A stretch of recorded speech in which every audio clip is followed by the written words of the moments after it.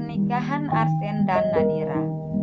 Arsen yang sudah mengenakan pakaian pemberian calon mertuanya hanya duduk terdiam di sebuah sofa dalam apartemen mewah dengan tampang penuh kekecewaan.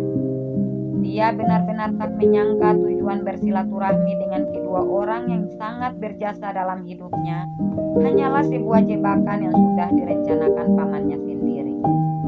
Dia hanya bisa pasrah menghadapi semua itu, apalagi saat mendengar perkataan kedua calon mertuanya yang begitu mengharapkan pernikahan dia dan Nadira. Daniel yang juga berada di ruangan itu sedikit merasa khawatir melihat diamnya Arsen.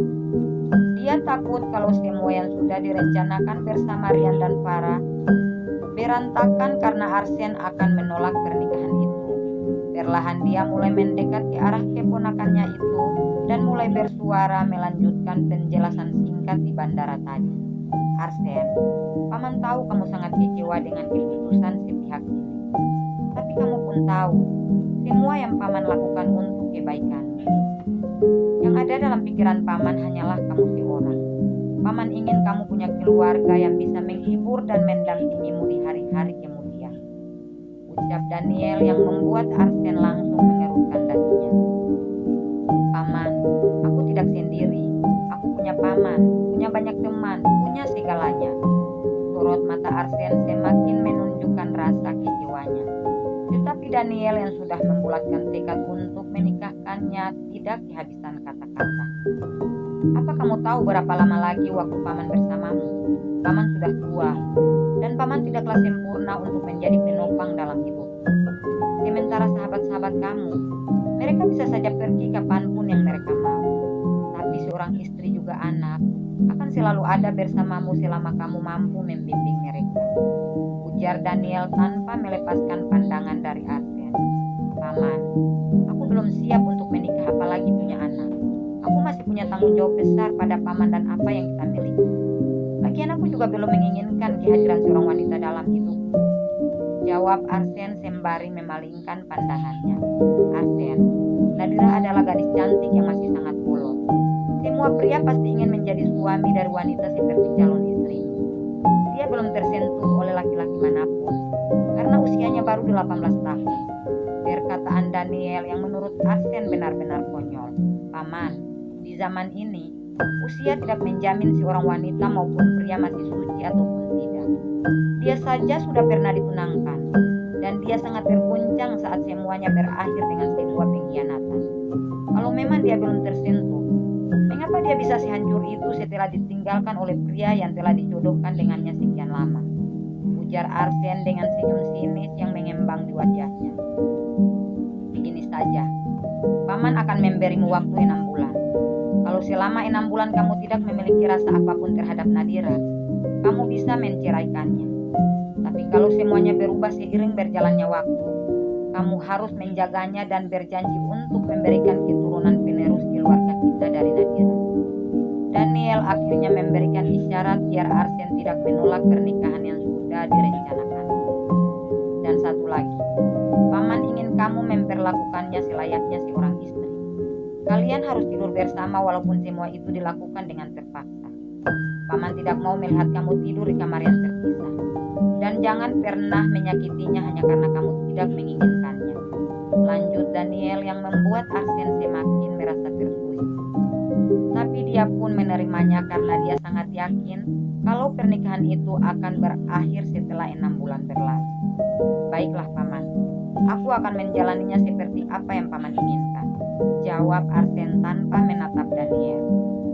Tanpa menunggu lama, Daniel dan Arsen langsung bergegas menuju kediaman Rian dengan beberapa pengawal pribadi yang selalu siap untuk melindungi mereka dari berbagai ancaman. Keberadaan kedua pria itu memang selalu diincar beberapa pihak yang ingin melumpuhkan kejayaan mereka. Namun kedua pria itu bukanlah orang yang dapat dilumpuhkan dengan mudah. Bahkan jejak mereka pun tak dapat dilacak oleh para lawan. Sesampainya di sana, Arsen dan Daniel langsung disambut oleh keluarga Nadira dengan sangat istimewa. Faris dan Fahri, opa dan kakek buyut Nadira segera menggandeng lengan Arsen yang terlihat sangat sempurna dengan pakaian yang diberikan Rian menuju tempat pelaksanaan ijab kabul dan disaksikan banyak pasang mata semua yang hadir memenuhi tempat berlangsungnya acara pernikahan. Arsen yang selalu bersikap dingin sangatlah tenang duduk dikelilingi beberapa orang saksi pernikahan, juga seorang penghulu yang siap menyatukannya dengan Nadira dalam sebuah ikatan suci disaksikan keluarga besar Permana juga para tamu undangan. Namun tiba-tiba semua mata tertuju ke arah pintu karena kehadiran seorang wanita berparas dewi keluar digandeng kedua orang tuanya yakni Rian dan Farah. Arsen yang seketika terpaku melihat kesempurnaan Nadira calon istrinya sedikit kebingungan dengan apa yang dialami wanita cantik itu. Dia hampir tak percaya wanita seperti Nadira bisa dikhianati oleh pria yang sudah lama menjalin hubungan dengannya. Namun dia kembali berpikir mungkin wanita yang dipilih Rangga lebih cantik dan menarik daripada Nadira. Karena yang dia ketahui dari beberapa teman dekatnya, mereka dengan begitu mudah akan mendua saat menemukan wanita yang lebih cantik dan menarik. Sementara Nadira yang sedang melangkah bersama kedua orang tuanya, hampir tak bisa melangkahkan kaki saking gugupnya melihat keberadaan Arsen. Jantungnya seketika berdetak kencang menyadari kalau pria yang akan menikahinya berbeda jauh dari yang ada di dalam bayangannya. Dia sungguh tak menyangka kalau Arsen Aifar adalah pria gagah yang sangat berkarisma. Dengan mata yang mulai berkaca-kaca, Farah membantu Nadira untuk duduk di samping Arsen yang sudah siap untuk melaksanakan ijab kabul. Sementara Rian sudah duduk di samping penghulu dengan perasaan sedih karena dia akan melepaskan putrinya pada pria kaku di hadapannya. "Apa kita bisa mulai sekarang?" tanya penghulu yang sudah bersiap-siap. "Bisa, Pak," jawab Arsen dengan tenangnya. "Silahkan Pak Fahri," seru penghulu sembari bergeser memberi tempat untuk seorang pria tua yang tidak lain adalah Fahri Permana, sang penguasa dalam keluarga Permana. Ternyata Fahri Permana yang akan menikahkan cucunya dengan Arsen Aifar. Sementara penghulu yang hadir hanya datang untuk menyaksikan ikatan suci itu. Tanpa berlama-lama, Fahri Permana yang masih terlihat segar dengan usia semakin tua, segera menggenggam tangan Arsen dan mulai mengucapkan kalimat untuk menyatukan cucunya dengan pria tampan dan gagah di hadapannya itu. Tanpa ada keraguan, Arsen melaksanakan apa yang diinginkan oleh pamannya, juga keluarga besar Permana. Suaranya terdengar begitu jelas saat mengucapkan kabul setelah Fahri menyerahkan cucunya Nadira putri Rian padanya. Puji syukur pun dipanjatkan semua yang menyaksikan penyatuan mereka saat beberapa saksi mengucapkan kata sah. Seketika air mata pun meluncur membasahi wajah sang mempelai wanita, juga beberapa orang yang ada di sekelilingnya. Hati Nadira seketika terenyuh menyadari kalau dirinya telah menjadi milik pria yang duduk tepat di sampingnya. Sementara Farah, Aleta, juga Alira wanita tertua dalam keluarga Permana sangat bersedih karena harus melepaskan Nadira karena telah resmi menjadi istri dari Arsen Aifar. Malam pun tiba. Nadira terlihat semakin anggun berdiri di samping Arsen dengan balutan gaun pengantin berwarna putih yang membuat dia semakin sempurna. Dada yang padat, tubuh sedikit berisi dan berbentuk, juga bagian bokong yang sangat bulat membuatnya semakin sempurna di malam itu, mengenakan pakaian pengantin rancangan seorang desainer ternama. Dengan perasaan ragu, dia melingkarkan tangan di lengan Arsen yang sangat gagah mengenakan kemeja putih berbalut jas berwarna hitam. Mereka berdua sudah seperti raja dan ratu bersanding pada singgasana disaksikan banyak orang yang menjadi tamu undangan. Selesai menjabat tangan dengan semua tamu yang hadir, tanpa berhati-hati Nadira langsung duduk pada kursi pengantinnya.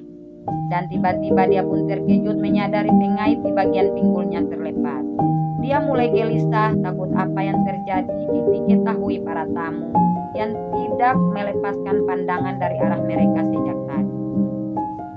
Perlahan Nadira mendekatkan wajahnya ke arah Arsen yang sudah duduk di sampingnya kemudian berbisik, "Mas, tolong bantu aku," bisiknya tepat di samping telinga Arsen. Etika dan rasa hormat dalam keluarga Permana memang selalu diajarkan dan harus dipatuhi. Walaupun Arsen adalah pria berkenegaraan asing, tapi dia tetap menerima panggilan Nadira padanya dengan sebutan Mas. "Bantu apa?" tanya Arsen dengan alis terkerut. "Pengait gaunku terlepas." "Terus aku harus apa?" tanya Arsen dengan tatapan yang membuat Nadira seketika gugup. "Tolong pasangkan dulu, aku malu kalau diketahui orang," seru Nadira dengan kepala sedikit tertunduk berusaha menghindari tatapan Arsen. "Ya sudah sini," ujar Arsen sembari berbalik menatap bagian punggung Nadira tanpa peduli dengan para tamu yang mulai tersenyum melihat semua itu. Arsen yang sedang berusaha memasang pengait baju Nadira seketika terdiam saat tangannya menyentuh kulit Nadira yang begitu mulus. Namun itu hanya sesaat, karena dia bukanlah pria yang mudah terhanyut dengan keindahan yang dimiliki seorang wanita. Apalagi Nadira sama sekali tidak masuk dalam kriteria wanita idamannya. Acara resepsi di malam itu berakhir tepat pukul 12.30 malam. Nadira yang sudah diantar ke dalam kamar pengantin langsung melepaskan pakaian pengantinnya dan memilih untuk membersihkan muka di dalam kamar mandi.